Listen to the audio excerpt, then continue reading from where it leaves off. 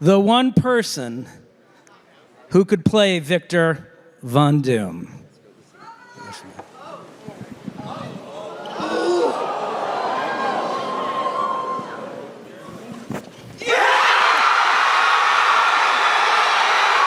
What is up, YouTube? Welcome back to the Visual Verse. It is your host, Ayande Joseph, and today I'm trying something new. I kind of want to give my thoughts on Robert Downey Jr. being casted as Dr. Doom in the upcoming movie Doomsday, as well as the Marvel Cinematic Universe. Now, personally, I know this is heavily controversial, if not the most controversial thing ever in the MCU. I think that's fair. I think that there's a lot of questions and comments that people are having, and I'm just gonna say my ideas pretty much. First off, I think that RDJ is such a talented actor that is clearly respected across the entire industry. I think it's pretty insane that he only just won his first Oscar for his role in Oppenheimer. I mean, if you have not seen that movie, I think it's kind of a different taste in the movies I usually cover, but it was a really good movie. He played an excellent role. He did do his thing. It was a completely different character than the flamboyant, the person that we're used to from Tony Stark in the MCU. So I think that that movie to me really showed his range and how he's capable of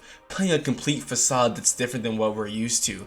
And so I think that really helped me to be confident in the casting of him in this Marvel role. It's kind of funny. I saw a Joe Rogan podcast. I'm not a fan of Joe Rogan at all. In fact, I think I'm the opposite of that. But Joe Rogan was kind of like asking RDJ, you know, will you ever go back to the MCU? And Robert Downey was like, wouldn't you feel like that would kind of lower the significance of what I did in Endgame? Joe Rogan was like, no, immediately. He said, you know, I think they're gonna go through a couple mediocre movies, which is exactly what we've done, and then you'll be called back to return, which is exactly what he's done. And so I think it's really funny that it's kind of been predicted. Robert Downey Jr. has definitely probably heard those words before, like, you'll return to MCU, and he might have, you know, been at that time like, nah, you know, it's cool, I really made my sacrifice, I closed that chapter of my life. But yet here he has opened it again. And personally, I think it's a great choice by Marvel. They have just lost their figurehead for the next series, the Multiverse Saga, Kang in Jonathan Majors being sentenced to probation, I believe. And so from this big media shock that has hit them,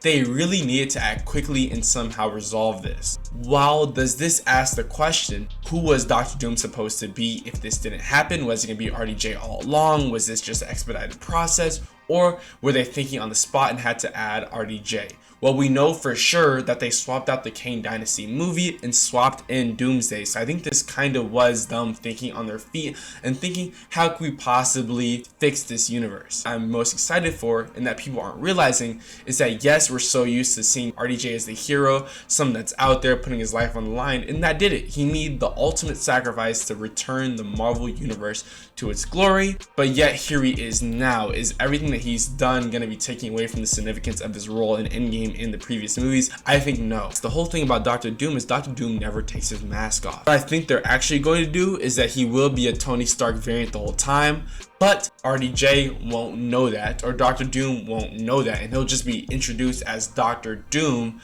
to the Avengers and whoever adversaries that he meets. That's why I'm very certain is the reason that they revealed him. Because Dr. Doom is known as a comic book character who doesn't reveal his face. So they want the audience to know exactly who's playing him, so we know who's behind that mask the entire time. That way the audience kind of has the knowledge that the characters in the movies and TV shows that he's involved in real time won't know at all. I think that eventually down the line, his mask will eventually come off and we'll have a crazy moment. It'll probably be Peter that webs it off or something of that sort, and then they'll have a big discussion or whatever will unfold. But I do think that he will be some sort of Tony Stark variant, but he is definitely not going to be the one that snapped his fingers or anything related like that. I think that this is purely a genius move by Marvel because it completely distracts us. We're not talking about Jonathan, we're not talking about is he going to be recast, we're not talking about is he going to die. Now we're thinking about Tony Stark, is it going to work, yes or no?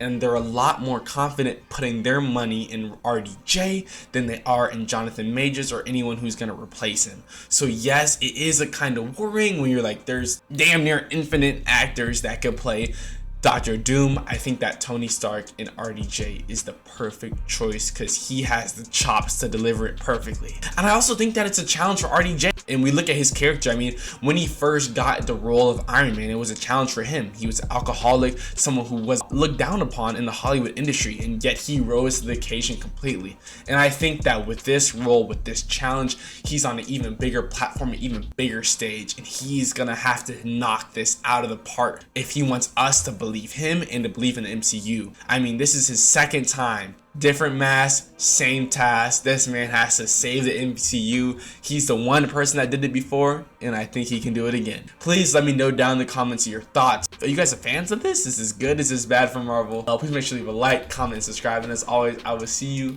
next time.